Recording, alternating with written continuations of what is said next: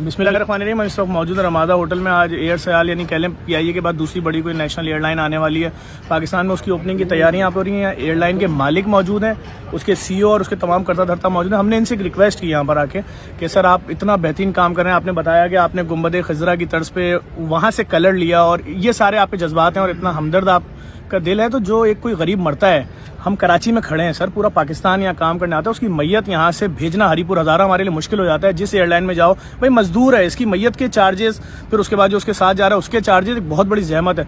तो ये एक बहुत बड़ा ऐलान करने जा रहे हैं इस एयरलाइन के ऑनर, वो आप लोग सब लोग खुद सुन सकते हैं सर।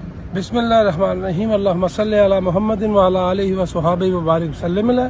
इंशाअल्लाह ताला एयर सयाल जितने भी लोग दुनिया इस फानी दुनिया से जाएंगे, हम उनको फ्री सर्विस देंगे। उनकी मैयत को, उनके जो उनके साथ बंदा होगा उससे कोई पैसा चार्ज नहीं किया जाएगा। ये अपने सिर्फ अल्लाह के और उसके रसूल की रजा के लिए हम करेंगे।